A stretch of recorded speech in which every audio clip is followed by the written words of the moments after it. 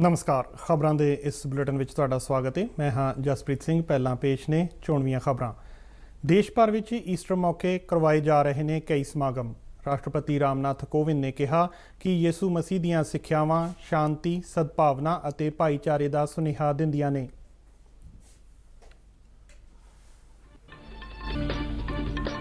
ਕੇਂਦਰੀ ਗ੍ਰਹਿ ਮੰਤਰਾਲਾ ਨੇ ਸਪਸ਼ਟ ਕੀਤਾ ਕਿ ਪੰਜਾਬ ਦੇ ਸਰਹੱਦੀ ਪਿੰਡਾਂ ਵਿੱਚ ਬੰਧੂਆ ਮਜ਼ਦੂਰਾਂ ਦੇ ਮੁੱਦੇ ਤੇ ਸੂਬੇ ਦੇ ਕਿਸਾਨਾਂ ਨੂੰ ਦੋਸ਼ੀ ਨਹੀਂ ਠਹਿਰਾਇਆ ਗਿਆ।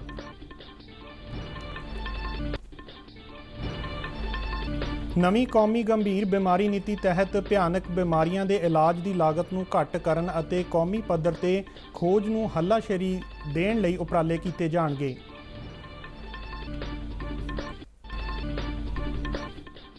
ਦੇਸ਼ ਭਰ ਵਿੱਚ ਕੋਵਿਡ ਟੀਕਾਕਰਨ ਦਾ ਅੰਕੜਾ 7.5 ਕਰੋੜ ਦੇ ਨੇੜੇ ਪੁੱਜਾ। ਪੰਜਾਬ ਵਿੱਚ ਬੀਤੇ ਕੱਲ੍ਹ ਇੱਕ ਦਿਨ 'ਚ 1,31,901 ਲਾਭਪਾਤਰੀਆਂ ਦੇ ਵੈਕਸੀਨੇਸ਼ਨ ਦੀ ਖੁਰਾਕ ਹਾਸਲ ਕੀਤੀ। ਪੰਜਾਬ 'ਚ ਕੋਰੋਨਾ ਦੇ 2,705 ਨਵੇਂ ਮਾਮਲਿਆਂ ਦੀ ਪੁਸ਼ਟੀ, 49 ਮੌਤਾਂ।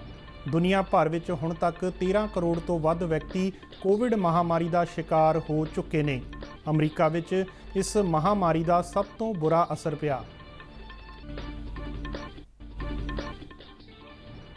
ਵਾਤਾਵਰਣ ਮੰਤਰੀ ਪ੍ਰਕਾਸ਼ ਜਾਵੜੇਕਰ ਨੇ ਕਿਹਾ ਕਿ ਸਰਕਾਰ ਕਾਰਬਨ ਦੀ ਨਿਕਾਸੀ ਘਟਾਉਣ ਅਤੇ ਊਰਜਾ ਦੀ ਬਚਤ ਲਈ ਅਗਲੇ ਕੁਝ ਸਾਲਾਂ 'ਚ LED ਬਲਬਾਂ ਨੂੰ ਉਤਸ਼ਾਹਿਤ ਕਰੇਗੀ। ਤੇ ਹੁਣ ਖਬਰਾਂ ਵਿਸਥਾਰ ਨਾਲ। ਦੇਸ਼ ਭਰ 'ਚ ਅੱਜ ਈਸਟਰ ਦਾ ਤਿਉਹਾਰ ਪੂਰੀ ਧਾਰਮਿਕ ਸ਼ਰਧਾ ਤੇ ਉਤਸ਼ਾਹ ਨਾਲ ਮਨਾਇਆ ਜਾ ਰਿਹਾ ਹੈ। ਅਜਿਹਾ ਮੰਨਿਆ ਜਾਂਦਾ ਹੈ ਕਿ ਗੁੱਡ ਫਰਾਈਡੇ ਵਾਲੇ ਦਿਨ ਯਿਸੂ ਮਸੀਹ ਨੂੰ ਸਲੀਬ ਤੇ ਟੰਗਿਆ ਗਿਆ ਸੀ ਅਤੇ ਆਉਂਦੇ ਹੀ ਐਤਵਾਰ ਨੂੰ ਉਹ ਮੁੜ ਜੀਵਤ ਹੋ ਗਏ ਸਨ, ਜਿਸ ਨੂੰ ਈਸਟਰ ਸੰਡੇ ਵਜੋਂ ਮਨਾਉਣ ਦੀ ਪਰੰਪਰਾ ਚੱਲੀ ਆ ਰਹੀ ਹੈ। ਰਾਸ਼ਟਰਪਤੀ ਰਾਮਨਾਥ ਕੋਵਿੰਦ ਨੇ ਈਸਟਰ ਮੌਕੇ ਦੇਸ਼ ਵਾਸੀਆਂ ਨੂੰ ਸ਼ੁਭਕਾਮਨਾਵਾਂ ਦਿੱਤੀਆਂ ਨੇ। ਆਪਣੇ ਸੁਨੇਹੇ ਵਿੱਚ ਉਹਨਾਂ ਕਿਹਾ ਕਿ ਯਿਸੂ ਮਸੀਹ ਮਨੁੱਖਤਾ, ਸੱਚਾਈ, ਮੁਆਫੀ, ਕੁਰਬਾਨੀ ਅਤੇ ਹਮਦਰਦੀ ਦੇ ਪ੍ਰਤੀਕ ਮੰਨੇ ਜਾਂਦੇ ਨੇ। ਉਹਨਾਂ ਦੀਆਂ ਸਿੱਖਿਆਵਾਂ ਸ਼ਾਂਤੀ, ਸਦਭਾਵਨਾ ਅਤੇ ਭਾਈਚਾਰੇ ਦਾ ਸੁਨੇਹਾ ਦਿੰਦੀਆਂ ਨੇ। ਉਹਨਾਂ ਲੋਕਾਂ ਨੂੰ ਯਿਸੂ ਮਸੀਹ ਦੀਆਂ ਸਿੱਖਿਆਵਾਂ ਅਤੇ ਕਦਰਾਂ ਕੀਮਤਾਂ ਨੂੰ ਅਪਣਾਉਣ ਦਾ ਸੱਦਾ ਦਿੱਤਾ, ਜਿਸ ਨਾਲ ਦੇਸ਼ ਅਤੇ ਸਮਾਜ ਵਿੱਚ ਆਪਸੀ ਸਾਂਝ ਹੋਰ ਮਜ਼ਬੂਤ ਹੋਵੇਗੀ ਅਤੇ ਰਾਸ਼ਟਰ ਤਰੱਕੀ ਦੀ ਰਾਹ 'ਤੇ ਅੱਗੇ ਵਧੇਗਾ। ਕੇਂਦਰੀ ਗ੍ਰਹਿ ਮੰਤਰਾਲਾ ਨੇ ਸਪਸ਼ਟ ਕੀਤਾ ਹੈ ਕਿ ਪੰਜਾਬ ਦੇ ਸਰਹੱਦੀ ਪਿੰਡਾਂ ਵਿੱਚ ਬੰਧੂਆ ਮਜ਼ਦੂਰਾਂ ਦੇ ਮੁੱਦੇ ਤੇ ਸੂਬੇ ਦੇ ਕਿਸਾਨਾਂ ਨੂੰ ਦੋਸ਼ੀ ਨਹੀਂ ਠਹਿਰਾਇਆ ਗਿਆ। ਸਗੋਂ ਮੰਤਰਾਲਾ ਨੇ ਸਿਰਫ ਮਨੁੱਖੀ ਤਸਕਰੀ ਵਾਲੇ ਗਿਰੋਹਾਂ ਖਿਲਾਫ ਬਣਦੀ ਕਾਰਵਾਈ ਕਰਨ ਲਈ ਕਿਹਾ ਹੈ।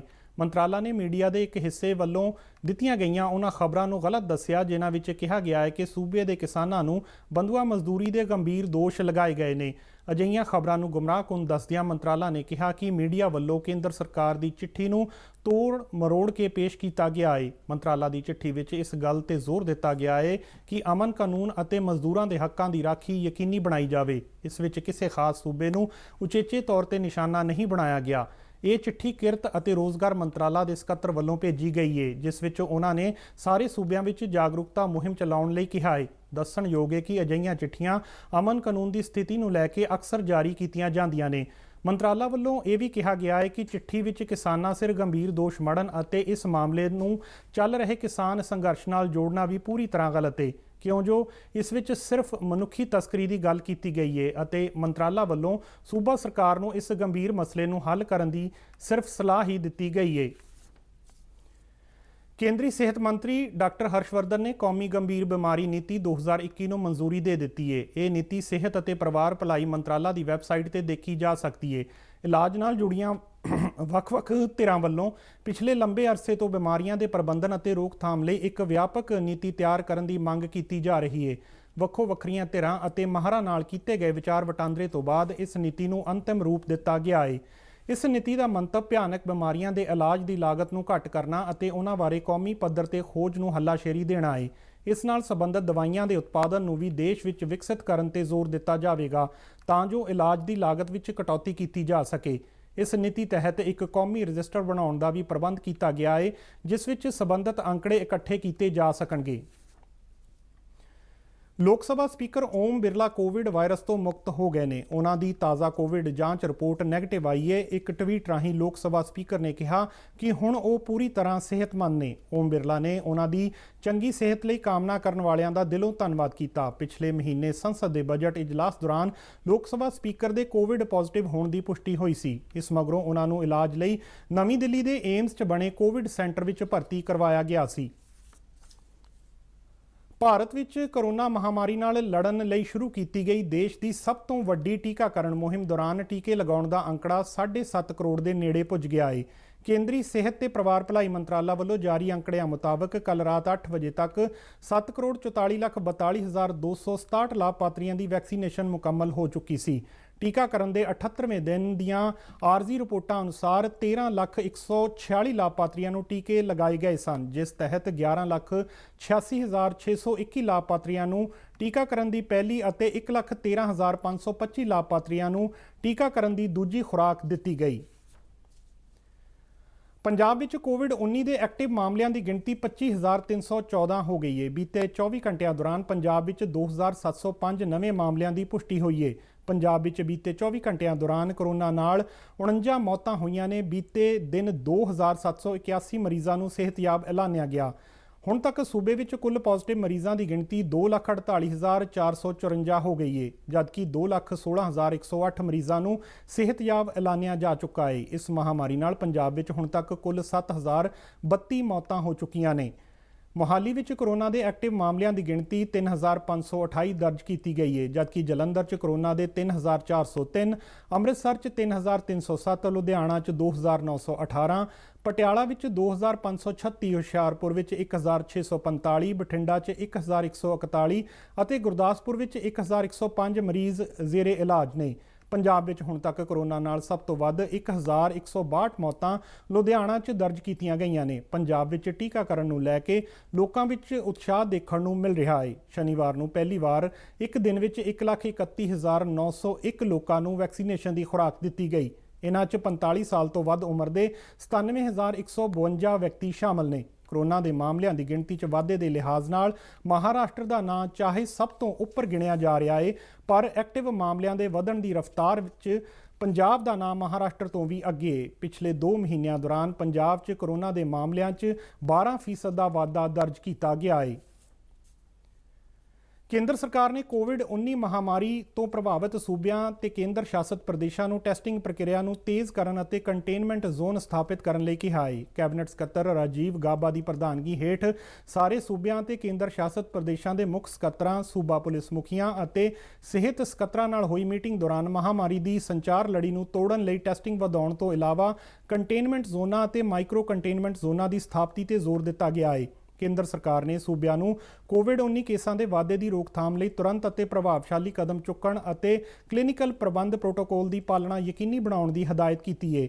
ਪੰਜਾਬ ਸਣੇ ਮਹਾਮਾਰੀ ਦੇ ਜ਼ਿਆਦਾ ਪ੍ਰਭਾਵ ਹੇਠ ਆਏ ਸੂਬਿਆਂ ਵਿੱਚ ਐਕਟਿਵ ਕੇਸਾਂ ਵਿੱਚ ਨਿਰੰਤਰ ਵਾਧੇ ਅਤੇ ਮੌਤਾਂ ਦੀ ਵੱਧ ਰਹੀ ਗਿਣਤੀ ਨੂੰ ਧਿਆਨ ਵਿੱਚ ਰੱਖਦਿਆਂ ਕੇਂਦਰ ਵੱਲੋਂ ਪੋਜ਼ਿਟਿਵ ਦਰ ਨੂੰ 5% ਜਾਂ ਇਸ ਤੋਂ ਹੇਠਾਂ ਲਿਆਉਣ ਲਈ ਲਗਾਤਾਰ ਯਤਨਸ਼ੀਲ ਹੋਣ ਲਈ ਕਿਹਾ ਗਿਆ ਹੈ। ਅਧਿਕਾਰੀਆਂ ਦੀ ਇਸ ਉੱਚ ਪੱਧਰੀ ਮੀਟਿੰਗ ਦੌਰਾਨ ਸੰਵੇਦਨਸ਼ੀਲ ਇਲਾਕਿਆਂ ਵਿੱਚ ਜ਼ਿਆਦਾ ਧਿਆਨ ਦੇਣ ਵਾਲੇ ਅਤੇ ਕੋਵਿਡ-19 ਦੀ ਲਪੇਟ ਵਿੱਚ ਆਏ ਮਰੀਜ਼ਾਂ ਦੇ ਸੰਪਰਕਾਂ ਦੀ ਭਾਲ ਨੂੰ ਤੇਜ਼ ਕਰਨ ਸੰਬੰਧੀ ਵੱਖ-ਵੱਖ ਪਹਿਲੂਆਂ ਤੇ ਵੀ ਵਿਚਾਰ ਚਰਚਾ ਕੀਤੀ ਗਈ। RT-PCR ਟੈਸਟਾਂ ਦੀ ਗਿਣਤੀ ਕੁੱਲ ਟੈਸਟਾਂ ਦਾ 70% ਕਰਨ ਬਾਰੇ ਵੀ ਸਲਾਹ ਮਸ਼ਵਰਾ ਕੀਤਾ ਗਿਆ। ਇਸ ਮੀਟਿੰਗ ਦੌਰਾਨ ਕੈਬਨਿਟ ਸਕੱਤਰ ਰਾਜੀਵ ਗਾਬਾ ਨੇ ਪਿਛਲੇ ਮਹੀਨੇ ਕੋਵਿਡ-19 ਦੀ ਵਾਧਾ ਦਰ 6.8% ਹੋਣ ਬਾਰੇ ਜਾਣਕਾਰੀ ਦਿੱਤੀ, ਜੋ ਕਿ ਪਿਛਲੇ ਵਰੇ ਜੂਨ ਮਹੀਨੇ ਵਿੱਚ 5.5% ਸੀ। ਦੁਨੀਆ ਭਰ ਵਿੱਚ ਹੁਣ ਤੱਕ 13 ਕਰੋੜ ਤੋਂ ਵੱਧ ਵਿਅਕਤੀ ਕੋਵਿਡ ਮਹਾਮਾਰੀ ਦਾ ਸ਼ਿਕਾਰ ਹੋ ਚੁੱਕੇ ਨੇ। ਇਸ ਵਾਇਰਸ ਨਾਲ 2 ਕਰੋੜ 81 ਲੱਖ ਤੋਂ ਵੱਧ ਲੋਕਾਂ ਦੀ ਜਾਨ ਜਾ ਚੁੱਕੀ ਹੈ। ਮਾਹਰਾਂ ਵੱਲੋਂ ਜਾਰੀ ਇੱਕ ਰਿਪੋਰਟ ਅਨੁਸਾਰ ਇਸ ਮਹਾਮਾਰੀ ਦਾ ਸਭ ਤੋਂ ਬੁਰਾ ਅਸਰ ਅਮਰੀਕਾ ਤੇ ਪਿਆ ਹੈ। 3 ਕਰੋੜ ਤੋਂ ਵੱਧ ਵਿਅਕਤੀ ਕੋਰੋਨਾ ਨਾਲ ਅਮਰੀਕਾ 'ਚ ਪ੍ਰਭਾਵਿਤ ਹੋਏ ਨੇ ਅਤੇ ਇਸ ਮਹਾਮਾਰੀ ਨੇ ਇੱਥੇ 5.5 ਲੱਖ ਤੋਂ ਵੱਧ ਲੋਕਾਂ ਦੀ ਜਾਨ ਲਈ ਹੈ। ਬ੍ਰਾਜ਼ੀਲ ਦਾ ਦੂਜਾ ਨੰਬਰ ਹੈ, ਜਿੱਥੇ 1 ਕਰੋੜ 29 ਲੱਖ ਤੋਂ ਵੱਧ ਕੋਰੋਨਾ ਦੀ ਚਪੇਟ 'ਚ ਆਏ ਨੇ ਅਤੇ 3,28,000 ਤੋਂ ਵੱਧ ਮਰੀਜ਼ਾਂ ਦੀ ਕੋਰੋਨਾ ਨਾਲ ਮੌਤ ਹੋਈ ਹੈ। ਤੀਜੇ ਸਥਾਨ ਤੇ ਮੈਕਸੀਕੋ ਰਿਹਾ, ਜਿੱਥੇ 2,03,664 ਵਿਅਕਤੀਆਂ ਦੀ ਕੋਰੋਨਾ ਨਾਲ ਮੌਤ ਹੋਈ ਹੈ। ਵਧੇਰੇ ਪ੍ਰਭਾਵਿਤ ਦੇਸ਼ਾਂ ਵਿੱਚ ਭਾਰਤ, ਫਰਾਂਸ, ਰੂਸ, ਬਰਤਾਨੀਆ, ਇਟਲੀ, ਤੁਰਕੀ, ਸਪੇਨ, ਜਰਮਨੀ, ਕੋਲੰਬੀਆ, ਈਰਾਨ, ਦੱਖਣ ਅਫਰੀਕਾ, ਅਰਜਨਟੀਨਾ ਅਤੇ ਪੋਲੈਂਡ ਸ਼ਾਮਲ ਨੇ। ਪੰਜਾਬ ਸਰਕਾਰ ਨੇ ਸੂਬੇ 'ਚ 2 ਵੱਡੀਆਂ ਨਿਯੁਕਤੀਆਂ ਕੀਤੀਆਂ ਨੇ। ਪੰਜਾਬ ਅਤੇ ਹਰਿਆਣਾ ਹਾਈ ਕੋਰਟ ਦੇ ਰਿਟਾਇਰਡ ਜੱਜ ਮਹਿਤਾਬ ਸਿੰਘ ਗਿੱਲ ਨੂੰ ਵਿਜੀਲੈਂਸ ਕਮਿਸ਼ਨ ਦਾ ਚੇਅਰਮੈਨ ਬਣਾਇਆ ਗਿਆ ਹੈ, ਜਦਕਿ ਵਿਸ਼ਵਜੀਤ ਖੰਨਾ ਨੂੰ ਪੰਜਾਬ ਬਿਜਲੀ ਰੈਗੂਲੇਟਰੀ ਕਮਿਸ਼ਨ ਦਾ ਚੇਅਰਮੈਨ ਨਿਯੁਕਤ ਕੀਤਾ ਗਿਆ ਹੈ। ਪੰਜਾਬ ਵਿਜੀਲੈਂਸ ਕਮਿਸ਼ਨ 'ਚ 2 ਹੋਰਨਾਂ ਮੈਂਬਰਾਂ ਦੀ ਵੀ ਨਿਯੁਕਤੀ ਕੀਤੀ ਜਾਵੇਗੀ।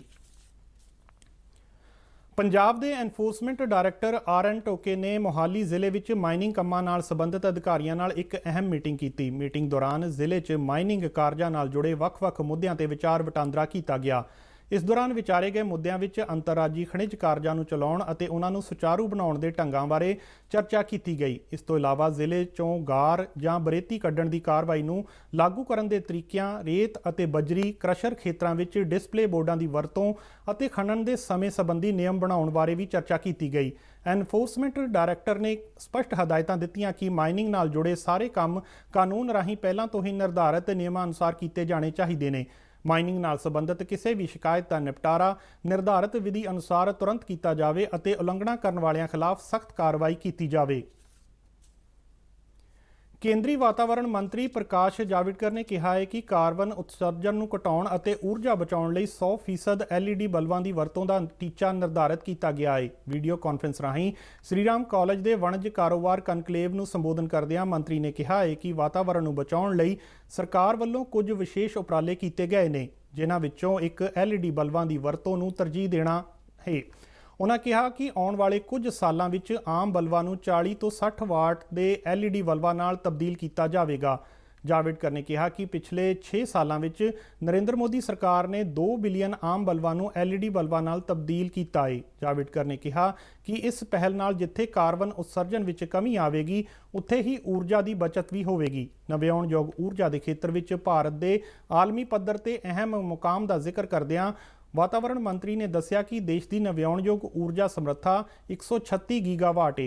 ਪ੍ਰਕਾਸ਼ ਜਾਵੜੇਕਰ ਨੇ ਕਿਹਾ ਕਿ ਭਾਰਤ ਵੱਲੋਂ ਸਾਲ 2031 ਤੱਕ ਕਾਰਬਨ ਉਤਸਰਜਨ ਵਿੱਚ 35% ਕਮੀ ਲਿਆਉਣ ਦਾ ਟੀਚਾ ਰੱਖਿਆ ਗਿਆ ਹੈ ਅਤੇ ਹੁਣ ਤੱਕ 26% ਦੇ ਆਸ-ਪਾਸ ਕਾਰਬਨ ਉਤਸਰਜਨ ਵਿੱਚ ਕਮੀ ਲਿਆਂਦੀ ਜਾ ਚੁੱਕੀ ਹੈ।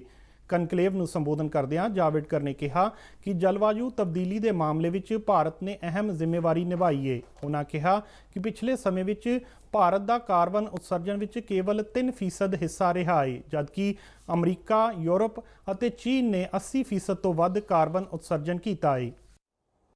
India is only 3% for carbon emissions over last century or 2 centuries.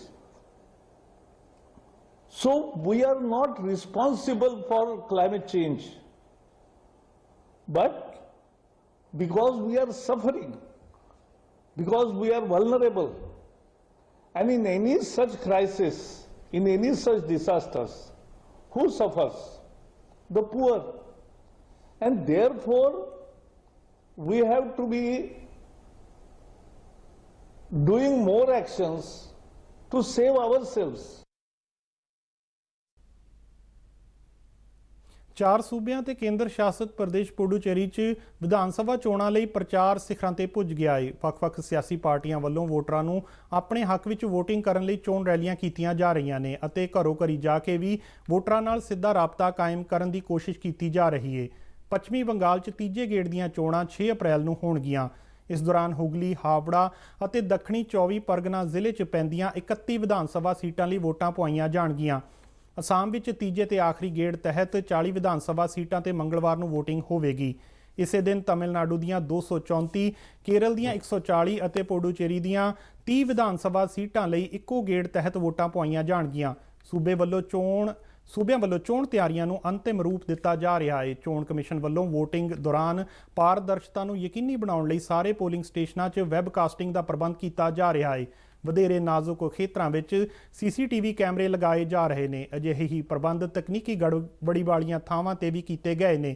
ਵਧੇਰੇ ਨਾਜ਼ੁਕ ਅਤੇ ਸੰਵੇਦਨਸ਼ੀਲ ਪੋਲਿੰਗ ਸਟੇਸ਼ਨਾਂ ਤੇ ਨੀਮ ਫੌਜੀ ਦਸਤਿਆਂ ਅਤੇ ਅਬਜ਼ਰਵਰਾਂ ਦੀ ਤੈਨਾਤੀ ਕੀਤੀ ਗਈ ਹੈ। ਕੋਵਿਡ ਮਹਾਮਾਰੀ ਨੂੰ ਧਿਆਨ ਵਿੱਚ ਰੱਖਦਿਆਂ ਸੂਬਿਆਂ ਵਿੱਚ ਪਹਿਲੇ ਨਾਲੋਂ ਜ਼ਿਆਦਾ ਪੋਲਿੰਗ ਸਟੇਸ਼ਨ ਸਥਾਪਿਤ ਕੀਤੇ ਗਏ ਨੇ।